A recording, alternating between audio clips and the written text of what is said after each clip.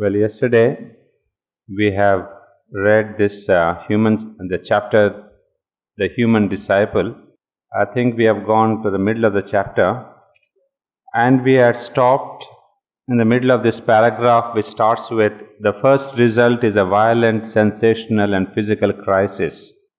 Well, we are actually discussing the outer and inner reasons for Arjuna's, what Sri Aurobindo calls later as the inner bankruptcy. And we have also seen that this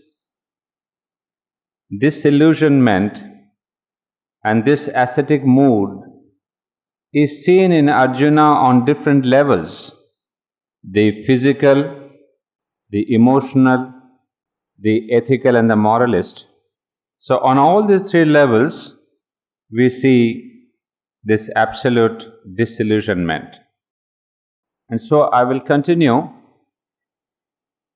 from where I had left off yesterday, and then perhaps we will review this in the light of what Sri Aurobindo explains in the other book, the Bengali writings.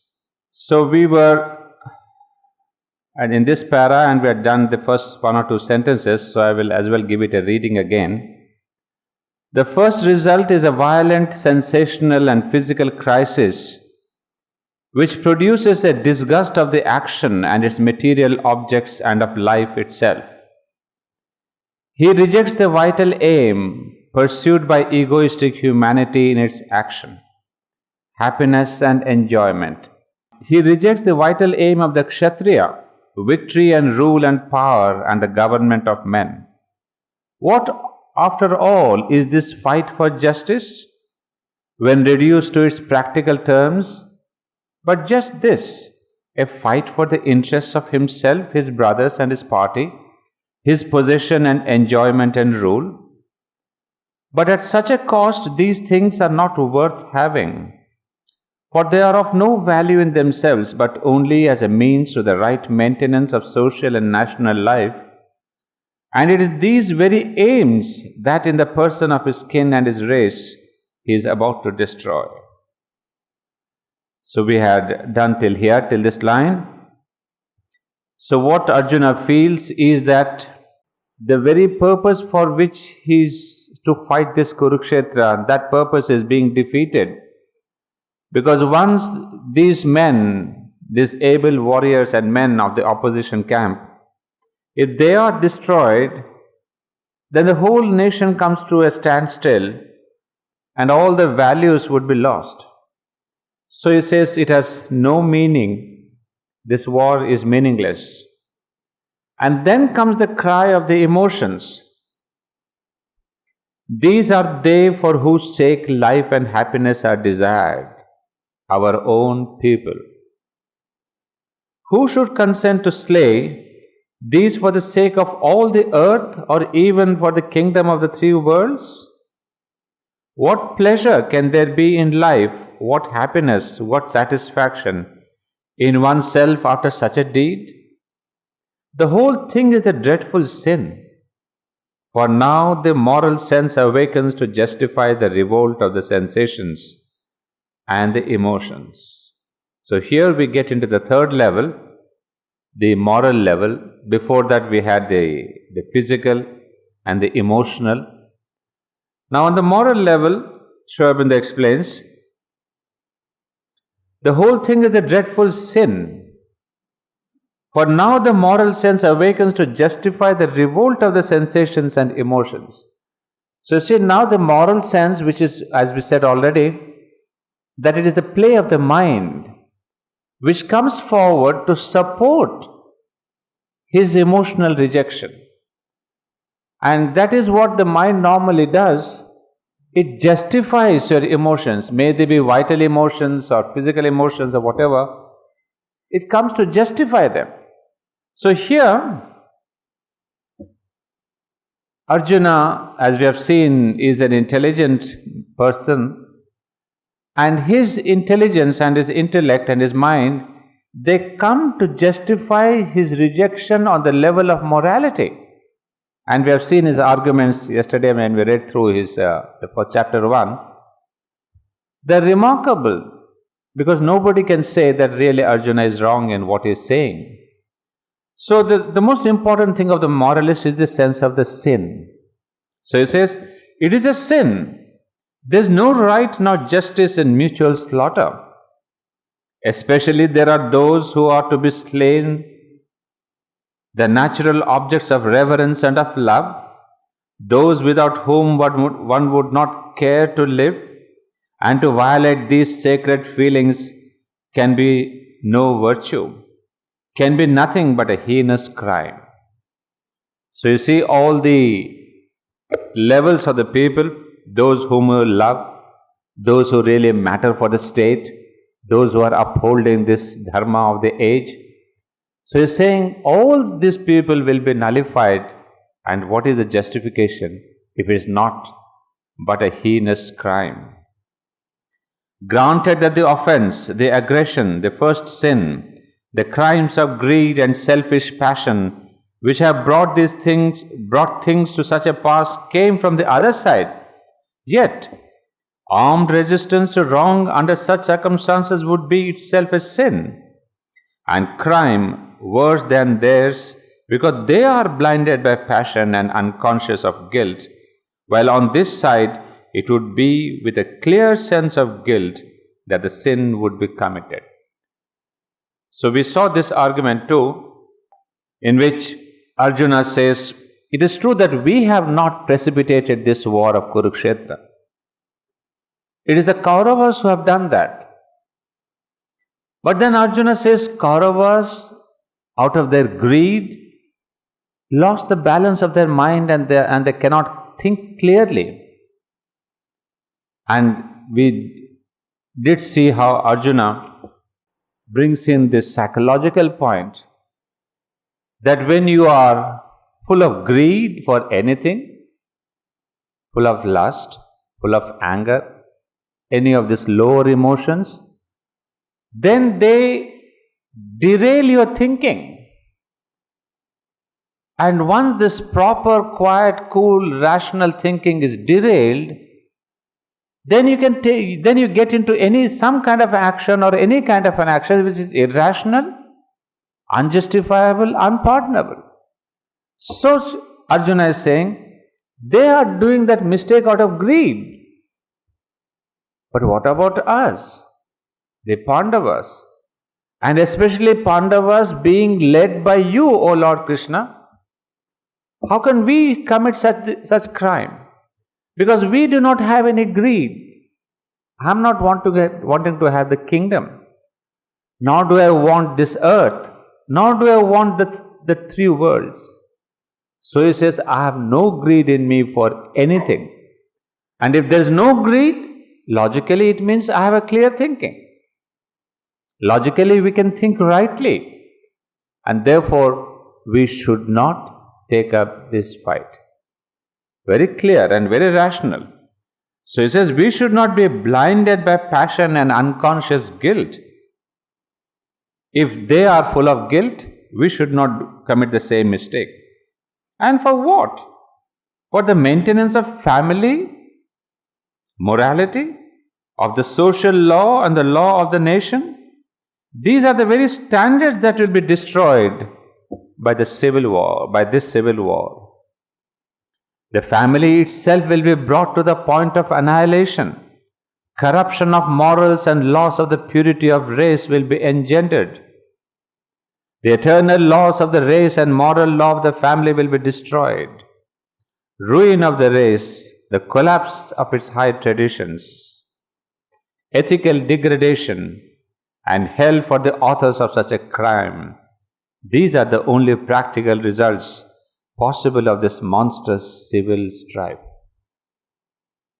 Therefore, cries Arjuna, casting down the divine bow and inexhaustible quiver given to him by the gods for the tremendous hour, it is more for my welfare that the sons of Dhritarashtra, armed, should slay me unarmed and unresisting. I will not fight. This is morality at its best, non-violence at its intensest. This is precisely the theme that we have seen in our own movement, independence movement, the theme of non-violence. You see, this is where the moralist desists from action, desists from war, because of all these reasons that Arjuna stated long back, that what happens in war. And a moral attitude is perfect, that will bring in what all he has said, that all the family laws would be ruined, values would be gone to the winds, and there will be this ethical degradation and hell for the authors. So all these things, feelings, are the philosophy of non-violence. But even during this second war, or after Sri Aurobindo left the national scene in 1910, people asked him if he were advocating the philosophy of non-violence. He said no. Because people thought, as Gandhiji had given this great philosophy of non-violence, would Sri Aurobindo agree with that, or was he a follower of that? Sri Aurobindo would say, this non-violence is one of the means, but that is not my ideal. It could be used as a means to achieve something, but non-violence itself is not the ideal. For Sri Aurobindo, the ideal was the Gita. Because what Arjuna says is a moral attitude. But then Sri Aurobindo says it is not a spiritual attitude. So he would rather say, I am the follower of the Bhagavad Gita. So this question of violence and non-violence belongs to the mental world. But for a spiritualist, this Dharma Yuddha is necessary. And for Sri Aurobindo, to get India free from the shackles of a foreign country, was absolutely necessary, because India's freedom is linked with the future of the earth. That being the issue, then obviously we cannot be moralists and say, no, we will not fight, we will take the beating, we will not kill the Britishers, they will kill us all the time. That's what Arjuna is telling you in the end, that for my good let Dhritarashtra and his sons and his army kill me unarmed. So non-violence is exactly, you are unarmed and unresisting and you take the bullets of the Britishers. He says, I'm sorry. My Yuddha is a Dharma Yuddha, is a spiritual thing, and I follow the Gita. And there was at a point in a letter, he does even mention that this kind of a suppressed feelings of violence will rebound in the future. Because this is not the real spiritual self-control, it is a suppression of your emotion. It's a suppression of your violence. And when you are fighting a Dharma Yuddha for your country, why should we really take this oppressive attitude? So he did predict that this kind of a suppression of emotions will rebound in our country, and exactly that's what we see now. India is the bed of one of the worst terrorist violent attacks, and it really started with the death of Gandhiji himself. Violence began there, and you see, a country which is supposedly to be a non-violent country, it has become the most hotbed of violence. So it could be that we are on the wrong track. Like any country that really, fights back its oppressors, had we perhaps taken what Sri Aurobindo had given us, the method that Subhash Chandra had followed, to get rid of the enemy, because they are sucking your blood, and we have every right to chuck them out in every possible manner. Maybe India wouldn't have come to such a pass of non-violence now. Well, that's part of history, nothing can be done except to suffer more, perhaps. So Sri Aurobindo was the follower of Sri Krishna. So now we will see, once Arjuna gives up and says, I will not fight, and the whole logic is with him. But then what does Sri Krishna say? Here I take to an explanation from the writings in Bengali on page 152, those of you who have a copy. Sri Krishna saw that Arjuna had been seized with pity. Dejection had overcome him. To chase away this tamasic state, he who was aware of the innermost feelings gave his dear friend a rebuke befitting a Kshatriya, that it might awaken the Rajasic sentiments and drive away tamas. In fact, it is in this same book, I don't know if I have read it out before. It says, because India has lost his Rajasic attitude, his Rajasic strength, his Kshatriya strength, and which you see it lost since almost 9th century AD. That's the time when the Muslims started invading the country.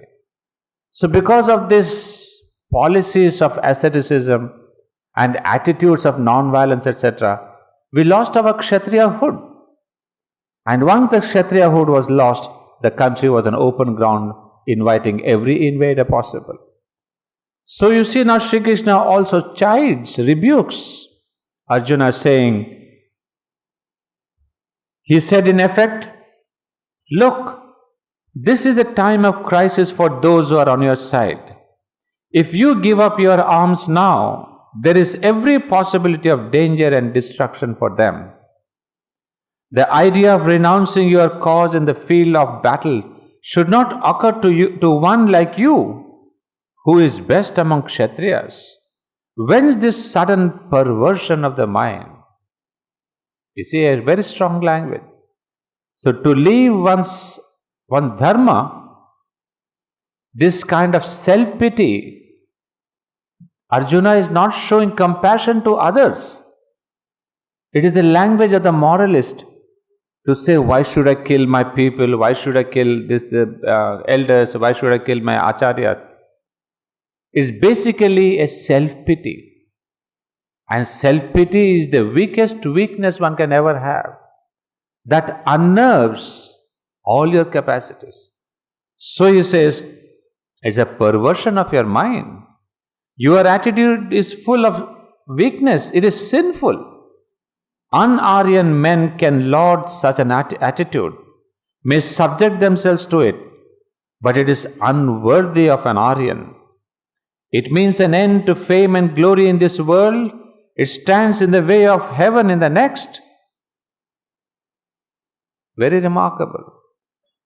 To really give up one's dharma is not only you lose whatever you have to get here upon this earth, but even your next life, even your passage beyond death would be uncertain, because you would be dying a very unglorious death. You would not be following your own dharma. Thereafter, he administered a still more severe rebuke. This is an attitude fit for a coward. So all this non-violence is nothing but an attitude of a coward. It is not a Kshatriya hood. A Kshatriya hood under the influence of the Brahmin. So this kind of a philosophizing your weakness is not a worthy thing. If you are weak, fine. You may be physically weak, you are not able to fight, fine. But to philosophize and rationalize and moralize your weakness is, he would say, it is sheer cowardice. And that's what had happened to India. With all that great philosophy of moralism, morality, we had become cowards. And today the country is fighting back. That old cowardice is taking new shape, new form. And unfortunately, we are suffering it now. You are the foremost among courageous men. You are a conqueror. You are the son of Kunti. Such words can come from your mouth? Give up this weakness of the vital being. Get up.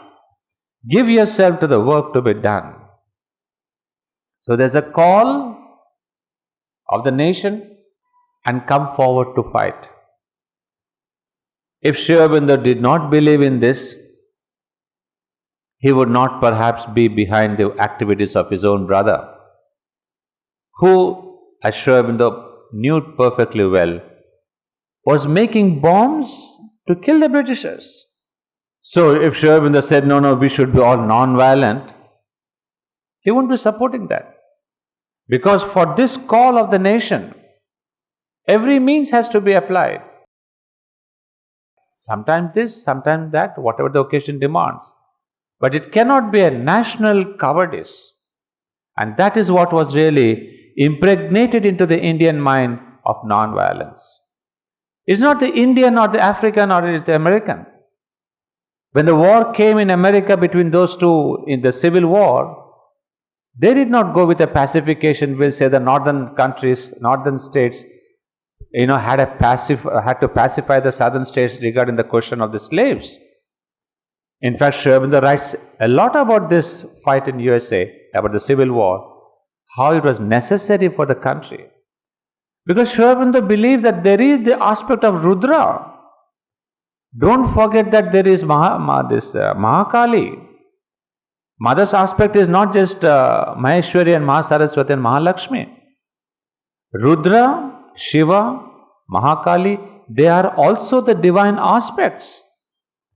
And then he would say, you have to give your debt to Rudra and Mahakali before you can please Brahman or the other aspects of Maheshwari, etc. Because in this evolution, remember, violence is not right perhaps. But it's not just the killing is not the violence alone. Even the very fact that we abuse each other, there's violence feeling, violent emotion. Violence is not just an act of a physical act. Every wrong idea can be violent. The very fact you say, I want to throw out the Britishers, it is a violence.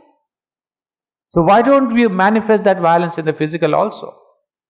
Because our consciousness at present is not yet sensitive to the work of Maheshwari, to the advice and wisdom of Maheshwari. Tomorrow, when we are much more evolved sensitively and from the point of view of ego and consciousness, maybe then Rudra will have to recede.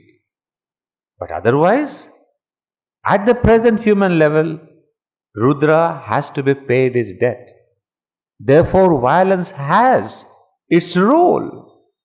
Why did not Sri Aurobindo say about the two wars? That they were precipitated, necessary by providence. But if you see from the angle of violence and pity, hundreds of thousands of lakhs of people died and killed.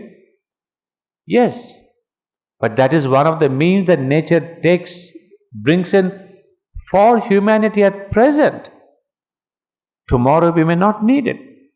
So he would say that I am not really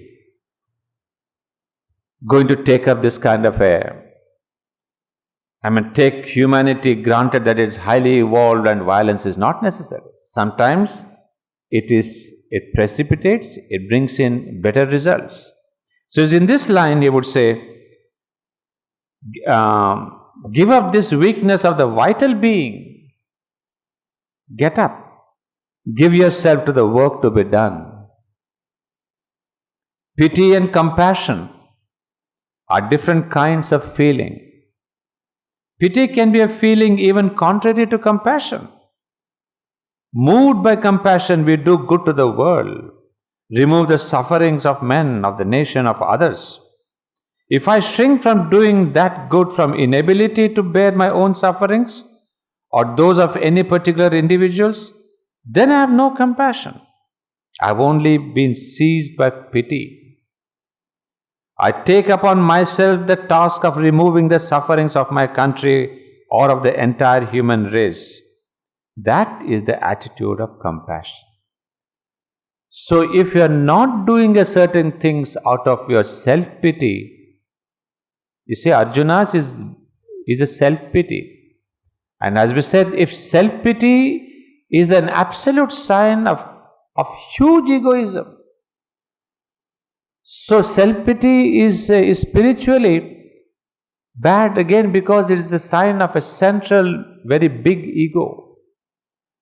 And Sri Aurobindo and the mother would really go to the extent of saying that all this question of suicides is nothing but a big act of egoism. So to think about oneself, to have pity for oneself, and I'll give up my life, I'll give up this thing. He says it's nothing big sacrifice, nobody is going to gain out of that. And you are committing a big act of egoism. It is better that out of that egoism you fight back.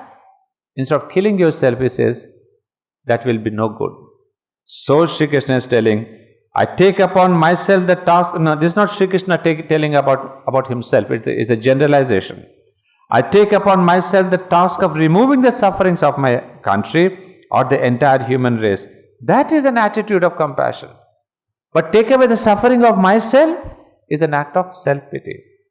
From fear of bloodshed, from fear of doing violence to living beings, I desist from that sacred task, acquiesce in the permanence of the nation's sorrows. This is the attitude of pity. The strong impulse to remove the sufferings of men out of sorrow for their sufferings is called compassion. To feel a sense of helpless weakness at the sight or thought of others' suffering is known as pity. And that would be a wonderful definition that we are getting here. Once again, I read, to feel a sense of helpless weakness at the sight or thought of others' suffering is known as pity. Weak helplessness is not compassion, it is pity. Whereas, he says, the strong impulse to remove the sufferings of men out of sorrow for their sufferings is called compassion. We are getting a beautiful, subtle difference between compassion and pity. You see, compassion is to remove the sufferings of men out of sorrow for their sufferings, whereas this one is to feel a sense of helpless weakness. And you see, we have two religions who have taken up these two attitudes. Christianity, we have full of this pity. It may not be self-pity, but pity. And Buddhism stands on compassion. And then Hinduism goes beyond. It stands on love. So compassion, pity are good. But a divine grace and love are greater than this compassion. What we see, that is the Kripa. Kripa and Karuna. Kripa is this compassion. Karuna is greater. So he would say that compassion is the way of the strong, pity the manner of the weak. Moved by compassion, the Lord Buddha left his wife and child, parents and friends and relatives, to pine for him in sorrow, with everything taken away, and set out to remove the sufferings of the world. You see the word compassion? Buddha was moved by compassion because he wanted to take away the sufferings of humanity. Buddha was all comfortable. He was a prince. But those four experiences which all of you know, it stirred in him the compassion. How do I permanently take out the sufferings? Whereas a pity is a helplessness. I see somebody having an accident or somebody in an earthquake. Is it a compassion or a pity? You say, well, I can't go to Pakistan and I cannot do that. I'll send him some money. But if you have real compassion, go to the borders and be on the lines and do something there. You remove the sufferings. So he would say this is a kind of a helplessness, a helpless weakness at the sight. But whereas the other one is trying to remove. Therefore, Buddha is known to be the greatest compassionate figure, because being all in comfort, in all happiness, he moves out of that, sacrifices everything, his wife, his son, his kingdom, so that humanity gets the relief. So he says he is one of those great examples of compassion. And then it is the divine compassion. So you can always now understand in the light of this the work of Mother and Sri Aurobindo themselves. Their compassion is not only their compassion, but then when we say about the mother, the Dusmaya, the mother with a great love, which is beyond even compassion. You see, the thing is, compassion, you try to remove the sufferings. You go and, if somebody is there, you try to find out the cause and remove like the Buddha did. But then this karuna, the great divine grace, is superior because the grace does not allow this suffering to come in at all. Compassion could be when the suffering comes, it puts in a balm so that you don't suffer or you suffer to the minimum. But grace is superior because it does not allow this suffering to come in. So that is called the divine grace. So here he would say, maddened by intense compassion, Kali went about the worlds killing the titans and flooded the earth with their blood in their order to free all from sorrow. You see a wonderful example. So compassion, out of compassion, Kali has killed. And out of compassion, there is the dance of Shiva. So it's not just the killing is not something non-compassionate.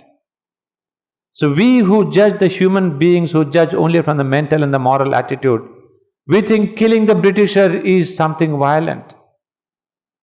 But maybe the American bombing of Hiroshima was at that time an act that was needed so that humanity does not further deteriorate and suffer more.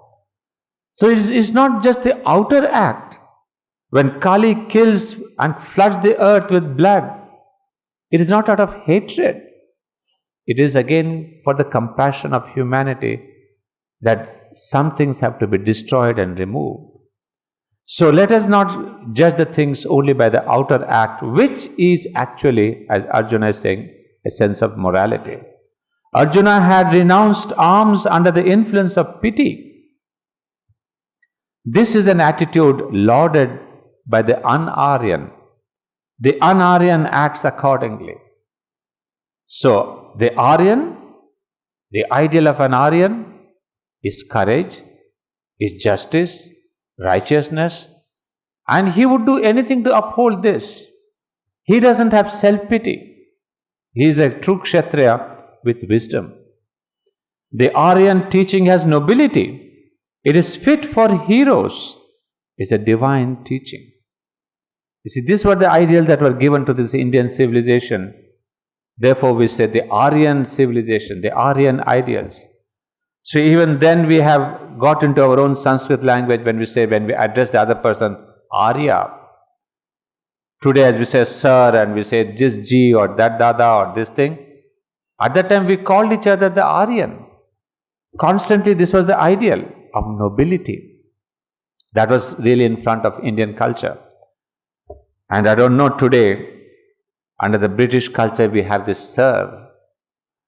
And we have Indianized the sir. Some people call you Sir Ji. Sir Ji. And I was a little amused by that. So instead of calling Anand Ji, some people say Sir Ji. And I said it's a lovely Indianization of the British thing. Sir and Sir Ji. Well, you see, that is how we still feel we are under the influence of an alien culture. This is an attitude lauded by the un-Aryan. The un-Aryan falls into a delusion. He describes ignoble sentiments as the right law and forsakes the noble path. The un-Aryan, moved by rajasic feelings, considers the good for himself, his dear ones, his family or clan, does not see the larger good. I mean, these are some extra readings I am giving because these are again central to the Gita's understanding of why Sri Krishna is asking Arjuna to fight. You see, Kshatriyahood is one thing, But to be an Aryan is of supreme importance. And this to be an Aryan is not only Kshatriya, a Brahmin or a Shudra or a Vaishya, all of them are Aryans if they follow their own dharma, uphold their dharma. So that is why Sri Aurobindo is using the word un-Aryan. He is not using the word un-Kshatriyan. It's the un-Aryan.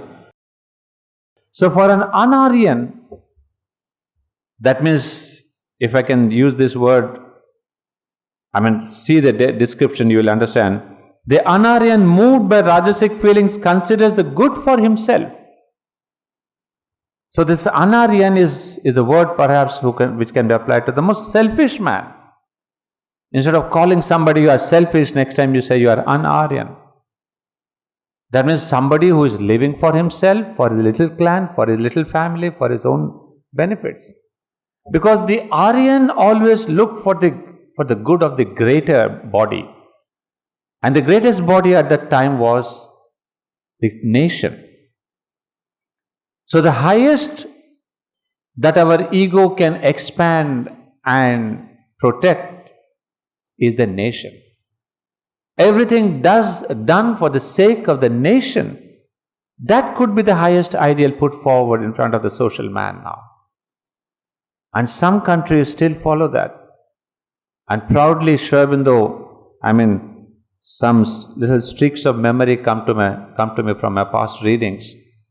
In the Vande Mataram, Volume 1, he would give an example of Japan, a wonderful nation. In front of all those individuals of the Japanese, the ideal is the country. That is why Sri Aurobindo says Japan progressed so fast and so well, because nothing else was important for them, the country. And alas, that's the only thing lacking in our country. We don't have the nation in front of us. Be it the politicians, be it the yogis, be it these rishis, or be it these gurus, or be it the business people, everybody. It's only when there's a huge fight or something with Pakistan or China, then we begin to have a nationalistic feelings. Otherwise, on an everyday level, we don't think of the nation. So that's what Sri Aurobindo tells us, and that is why Sri Aurobindo had called India Bharat Mata. You see, he had spiritualized the concept of the country by calling her the Bharat Mata, hoping that at least we would love our own mother. But we have gone to such a downgraded consciousness, we don't even care for our mother. And unfortunately, there is a scenario given to us from Delhi's parliament to every little state and corner of the country. So that's why I'm bringing in these most practical examples only to explain to you the meaning of this Aryan and what is the ideal before. He turns his face away from the right law of pity, boasts himself as a man of piety, calls the Aryan of austere vows a cruel and impious man. Losing his senses under a tamasic delusion, the un-Aryan describes inaction as disinterestedness in works. Assigns to the interested pursuit of virtue the highest position among the rules of right living. Compassion is an Aryan attitude, pity an un-Aryan sentiment. I wonder at these writings also, because these are not the writings from Sri Aurobindo's essays on the Gita, which was written between 1914 and 17 or 18 maybe. This he wrote long back. But you see the Aryan in Sri Aurobindo himself. The moment he came to Baroda from England, he thought of the nation. He wrote such strong essays in that journal, I forget, Lamps of New for Old, I think, that he was so much of an Aryan nationalist even at that time that the people were not ready to receive this nationalist. Because we had all succumbed to the Congress policy of pleasing the Britishers and going and really pleasing them in every way, touching their feet maybe. Nobody thought of the nation, of the country as one and as the totality. So when Sri Aurobindo wrote those 7 essays, the editor had to come and plead with Sri Aurobindo saying, please stop this essay. because we are not ready to receive your nationalist spirit. That was a young man. Who can claim to be that kind of a nationalist today, even after 59 years of independence? No.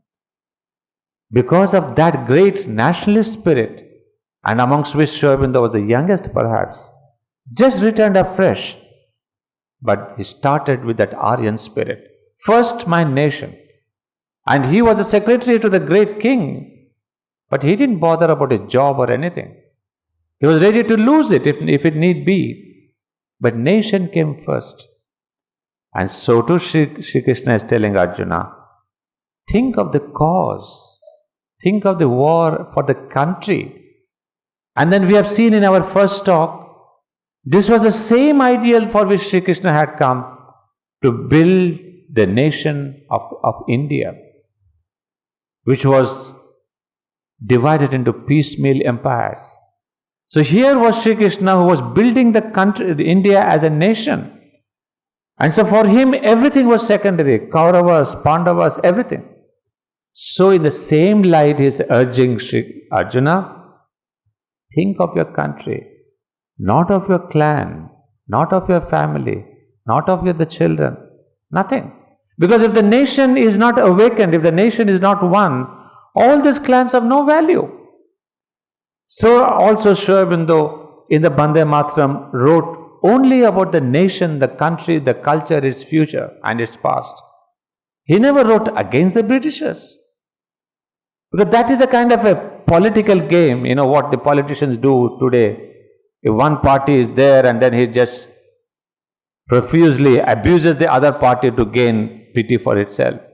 That is pure stupid politics. You abuse the others. Because you have no credit to yourself, you want to discredit the others. All negative approach. But Sri Aurobindo did not write a single sentence against the Britishers. That's why in that great Alipur jail case, the people could not even find a sentence which could really go against Sri Aurobindo's and then put him in jail. That is the yogi who is not against, but who knows the value and truth of the country's future. And you see exactly reflections of Sri Krishna when he is urging Arjuna to fight. Moved by compassion, man engages heroically in battle with evil in order to destroy the evils and sufferings of others. Moved by compassion, woman pours all her heart and energies into the service of loving care and in the attempt to do good to others and lighten their sorrows. One who, under the influence of pity, gives up his arms, turns away from the right path, starts weeping and thinks he is doing his duty and is virtuous, such a one is an impotent coward. Here, there is another thing that we should note, is that Krishna himself undergoes or plays different roles or puts forward different aspects of his own being. You see, here he is not the divine teacher. He is a pure Kshatriya. He brings about the Kshatriyahood in him, the divine Kshatriyahood, and as we saw, a master in political science. So he is advising Arjuna as a Kshatriya now, as a teacher who is a Kshatriya. And then later we will see Sri Krishna as a teacher who is the divine avatar. So there are different roles he would play. So first thing is, he bombards him on the Kshatriya level. So he would say, well, all these are not his words, but Sri Aurobindo is interpreting what Sri Krishna told Arjuna. This is a mean sentiment. It is an attitude of weakness. Despondency can never be the right law. He who gives umbrage to despair gives umbrage to sin. You see, that's strong. You see, that is why Mother would explain later, she didn't say the word sin.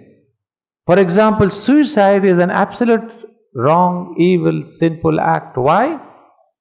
Because you are giving umbrage to despair. You are giving a cover to despair and disillusionment. So he is telling Arjuna that if you are giving umbrage to sin, umbrage to despair, that is the worst sin you are committing. More than the sin that you will be fighting and killing some of those people there, the worst sin is the self-pity.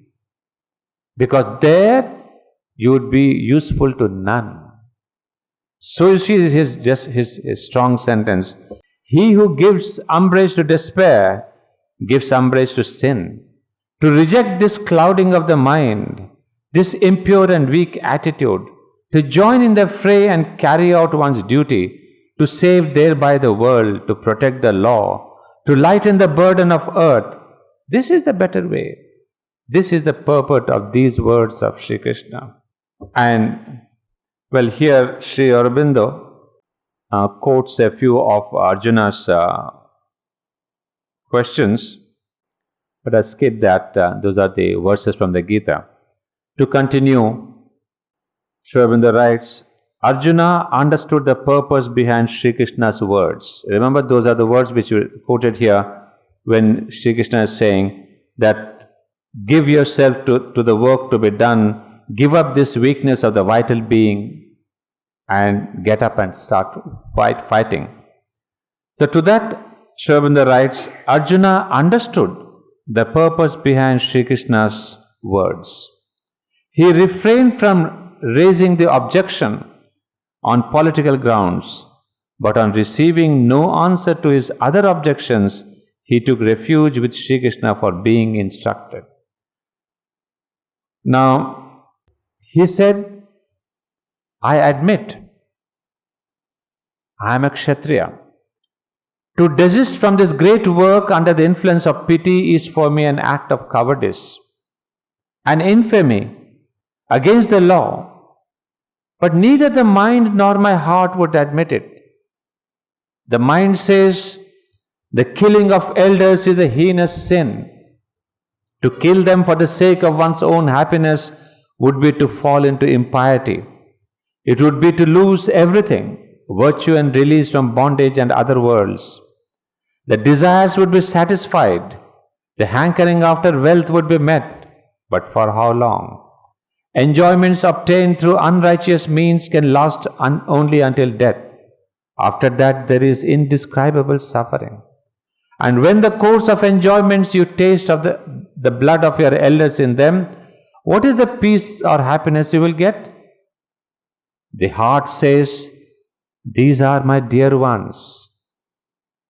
If they are killed, I shall not be able to enjoy happiness in this life, nor would I want to live. If you give me the enjoyment of empire over the whole earth, or give me the pleasure of Indra's riches by the conquest of heaven, even then I will not listen. The grief that will be overtaking me will overcome and weaken all the organs of action and knowledge and make them slack and incapable in their respective work. What will then be your enjoyment? I am faced with a great unwillingness of mind. The nobility of my Kshatriya nature has been drowned in that unwillingness. I take refuge with thee. Give me knowledge, strength, and faith. Show me the path to good. Save me. These are very touching. And at the same time, you see, Arjuna is extremely honest. He is sincere.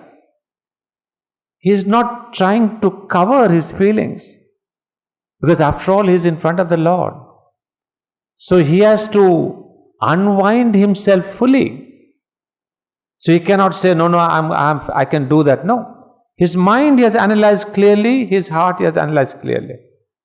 So he says, Sri Krishna, I am truly in really a great problem, in a quandary, as we say. So ultimately he says, O Lord, give me knowledge, strength and faith. To see in God one's entire refuge is the way of the Gita's yoga. As I told you yesterday, Sri Krishna wants this kind of an opening. When you put yourself in front of the Lord and say, this is me, the good and the bad, the weaknesses and the strength, but I'm in a confusion.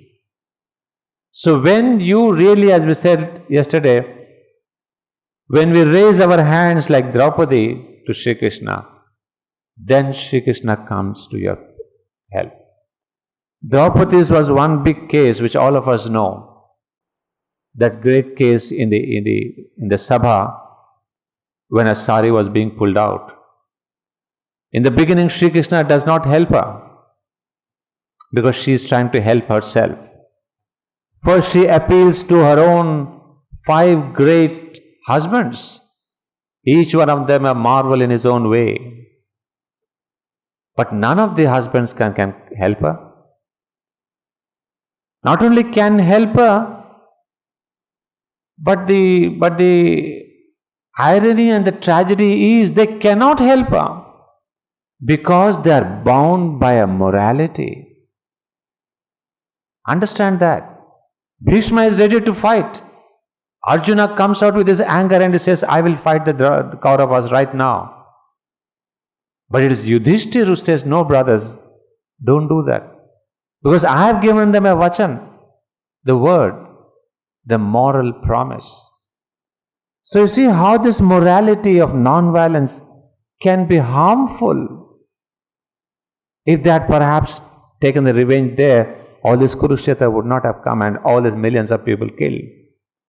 But this is the vachan, the moral word. So he would say, that was one case when Draupadi sees the best of human help is of no use. Then she comes to her own succor. She holds her sari knot and then cries, Oh Krishna, help me. But Sri Krishna sees that she is still depending on herself now. On the others she is disillusioned.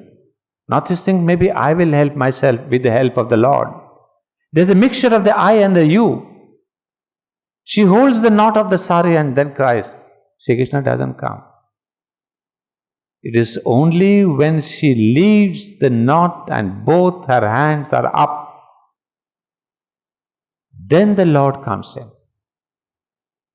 I mean, these are significant stories. This is not just a story to be seen on a TV and then shed a tear. These are lessons in sadhana and yoga, how to depend on the divine. We have no strength. We have no confidence. We have no faith in the divine. We say, no, I must keep this much of this thing, comfort and this. Because we say, how do we know if he comes or not?